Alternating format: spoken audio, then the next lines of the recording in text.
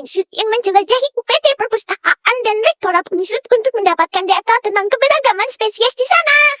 Mereka mengitari seluruh area tersebut dan menemukan 10 spesies yang berbeda. Kira-kira spesies apa aja ya yang mereka temukan? Yuk kita simak videonya bareng-bareng. Area kantor rektorat hingga UPT Perpustakaan Universitas Jenderal Sudirman merupakan kawasan yang memiliki banyak habitat tempat hidup hewan seperti semak-semak, pohon tinggi, sungai, gedung, bertingkat, hingga padang rumput.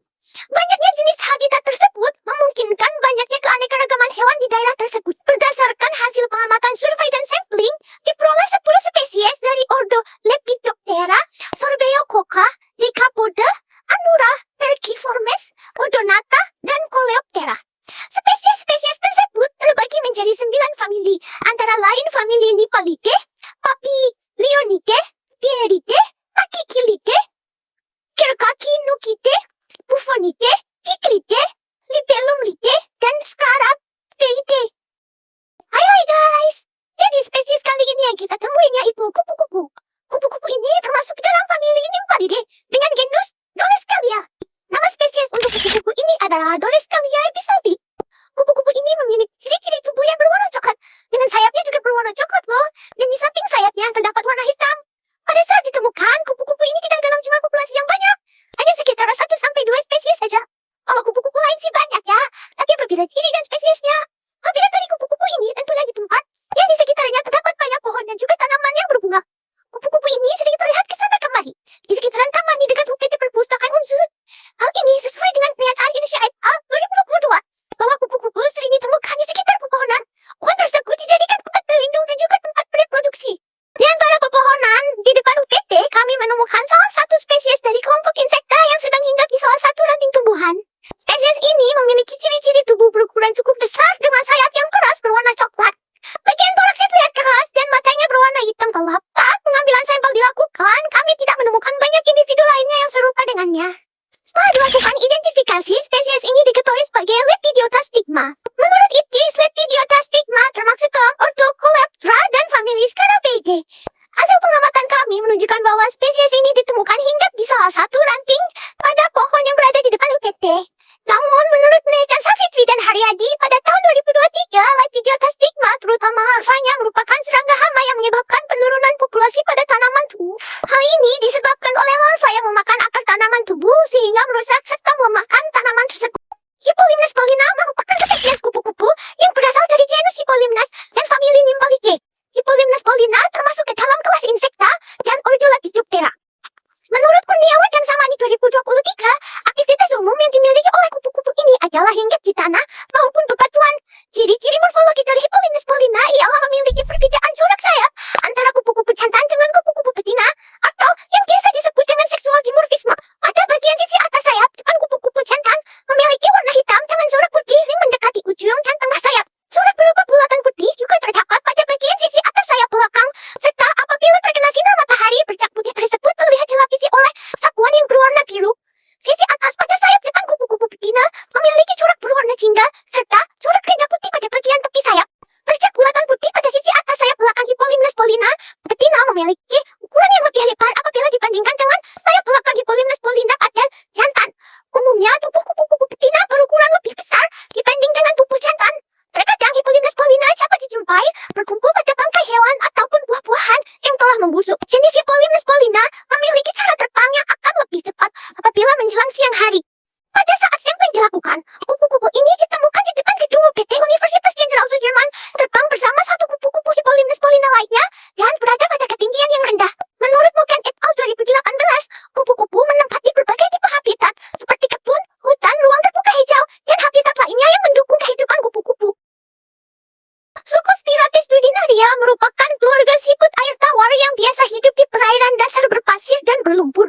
Spesies ini hidup secara berkelompok dan sering ditemukan di sungai-sungai, sawah, saluran irigasi, selokan, hingga danau.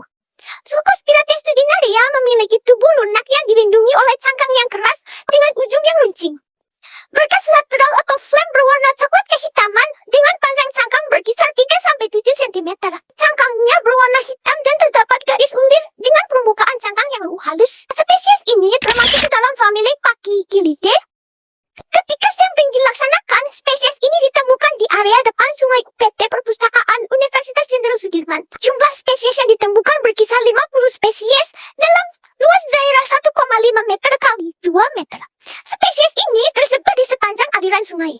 Kelompok kami menemukan salah satu spesies dari kelompok insekta yang sedang berterbangan di antara semak-semak dan pepohonan di area parkiran UPT.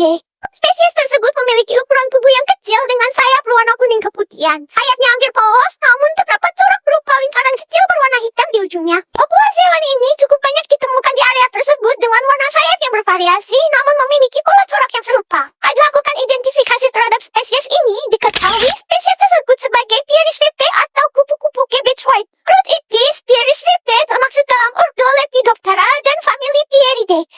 Hasil pengamatan kelompok kami menunjukkan bahwa kupu-kupu ini ditemukan di area kebun dan semak-semak dengan rerumputan serta pepohonan yang sesuai dengan penelitian dilakukan oleh Paramita dan timnya pada tahun 2022. Diketahui pada penelitiannya melaporkan bahwa kupu-kupu kelompok Pieridae, termasuk Pieris ripae, banyak ditemukan berterbangan di daerah perkebunan di antara semak-semak dan pepohonan. Papiliomemnon adalah salah satu jenis kupu-kupu yang termasuk ke dalam famili Papilionidae dan genus Papilio. Papiliomemnon memiliki ciri yang meliputi ukuran sayap depan yang kurang lebih sekitar 7-8 cm. Sayap depan pada spesies ini berwarna hitam dengan aksen garis putih kebiruan pada bagian bawah sayap. Sedangkan pada sayap belakang memiliki warna yang hampir sama dengan sayap depan, namun garis putih kebiruan hanya sampai pada bagian submarginal. Spesies Papiliomemnon ini bersifat polimorfik. Artinya dalam satu spesies terdapat perbedaan corak dan pola sayap antara jantan dan betina. Pada jantan memiliki 4 bentuk dan corak sayap, sedangkan betina memiliki kurang lebih 26 bentuk serta corak sayap yang berbeda. Kami menemukan spesies Papiliomemnon pada daerah rerumputan dan pepohonan. Hal tersebut sesuai dengan referensi dari Hamid dan Maulana 2021 yang menyatakan Papiliomemnon sering ditemukan pada daerah palem-paleman, rerumputan, dan dinominasi oleh pepohonan. Umumnya famili Papilionidae ini hinggap di tumbuhan inang seperti jeruk, sirih, dan siasat. Pada saat sampling ditemukan spesies Papiliomemnon hanya berjumlah 1. Hal tersebut dikarenakan famili Papilionidae biasanya terbang dengan cepat dan di tempat yang tinggi sehingga jarang terlihat. Spesies kali ini yang kita temukan adalah yuyu sawah. Yuyu ini memiliki nama ilmiah Parathylpusa convexa, termasuk ke dalam famili Gecarcinicidae dengan genus Parathylpusa. Yuyu ini memiliki habitat di tempat-tempat berair. Saat ditemukan, hiu ini berada di sungai kecil di depan UPT. Tubuhnya kecil berwarna coklat dengan sapit di bagian depan tubuhnya. Pada saat ditemukan, jumlah populasi berdasarkan garis yang kita tarik terdapat 6 jumlah spesies yang sama. Untuk ukuran hiu yang kita temukan sebetulnya bermacam-macam, mulai dari yang kecil, sedang hingga besar. Habitat yang telah dijelaskan sesuai dengan pendapat Prihatini dan Sudrajat 2024 bahwa spesies dari kelompok krustasiat seperti hiu sawah dapat ditemukan di sekitar daerah perairan karena disitulah mereka bereproduksi. Spesies berikut adalah Oreochromis niloticus atau yang biasa dikenal dengan ikan nila. Ikan ini berasal dari anggota famili Chilidae dan genus Oreochromis. Jadi ikan ini dikenal luas karena kemampuan untuk adaptasi dan juga memiliki nilai ekonomis yang cukup dikenal relatif murah. Secara morfologi, ikan nila memiliki tubuh yang pipih, memanjang dengan warna dasar keperakan. Seringkali tubuhnya itu dihiasi dengan garis-garis gelap melintang pada sirip ekor hingga punggungnya. Yang sirip punggungnya itu biasanya panjang dan terdiri dari sirip keras dan sirip melat.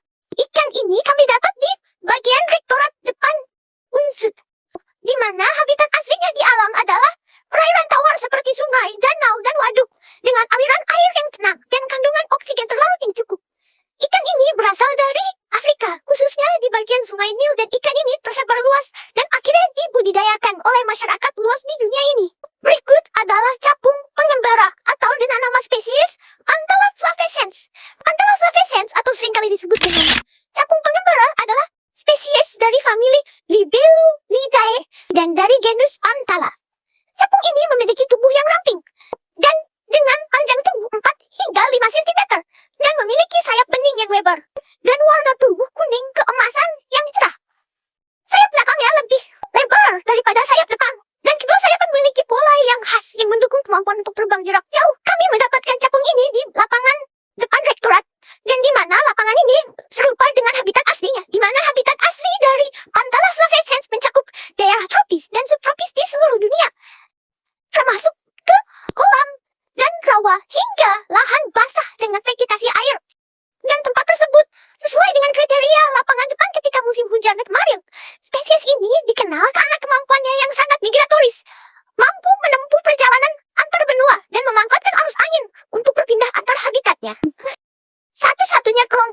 yang kami temukan adalah kodok. Hewan dengan nama ilmiah Buphomelanusticus ini tergolong dalam famili Buphonidae. Kami menemukan dua spesies ini sedang melakukan reproduksi di area LPPM Unsud. Area tersebut memiliki kondisi tanah yang lembab sehingga cocok dijadikan tempat tinggal spesies ini. Kodok ini memiliki ciri tubuh berwarna coklat kuning kemerahan, memiliki bintil pada hampir seluruh tubuhnya, dan tidak memiliki selaput renang. Untuk jenis preservasi yang kelompok kami gunakan pada pengambilan sampel ini adalah preservasi awetan kering dan preservasi awetan basah. Preservasi awetan kering merupakan metode koleksi yang dilakukan dengan cara pengeringan terhadap suatu spesies untuk menghilangkan kandungan air di dalam tubuhnya. Metode ini hanya dilakukan bagi hewan yang dapat dikeringkan tanpa merusak struktur tubuhnya, seperti hewan dari kelas insekta. Ada 6 jenis spesimen awetan kering, yaitu terdiri atas kelas insekta, yang terdiri dari spesimen Dolisalia bisaltije, Papiliomemnon, Pleris rapae, Hippolymus paulina, Lepidiota stigma, dan Pantala flavescens. Sebelum diawetkan, spesimen dibunuh terlebih dahulu. Bagi yang bersayap rapuh seperti kupu-kupu dan sabung, dimasukkan ke dalam kertas kalkir yang telah dilipat. Kemudian, bunuh hewan tersebut, jangan menekan pada bagian toraksnya. Bagi kumbang yang memiliki struktur tubuh cukup keras, dibunuh dengan menyuntikkan formalin pada bagian toraks dan abdomen. Untuk metode pengawetan kering pada hewan insekta dilakukan teknik pengawetan dengan cara pinning. Alat yang dibutuhkan pada metode ini adalah styrofoam dan jarum pentul, serta spesimen yang akan diawetkan.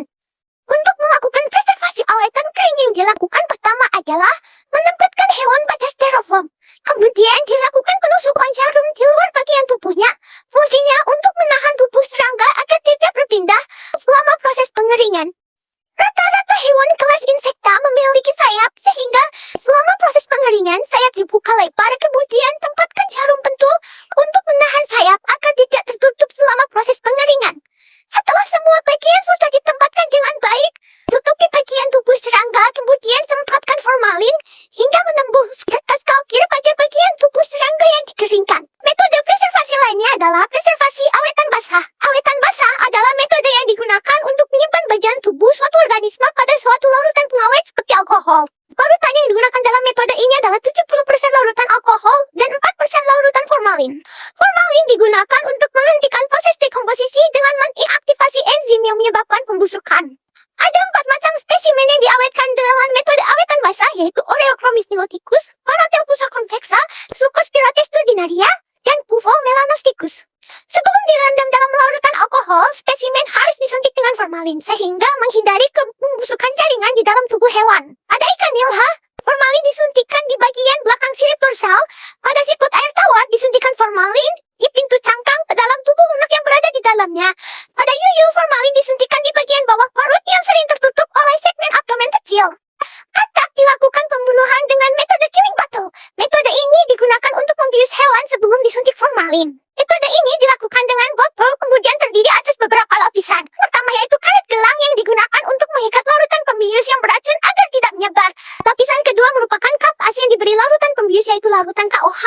Dan lapisan terakhir merupakan kertas yang digunakan agar spesimen tidak secara langsung bersentuhan dengan larutan pembius. Setelah dilakukan pembiusan spesimen, kemudian disuntikkan dengan formalin pada bagian abdomen. Setelah semua spesimen disuntik formalin, spesimen direndam dalam alkohol. Pastikan seluruh tubuh spesimen terendam dalam larutan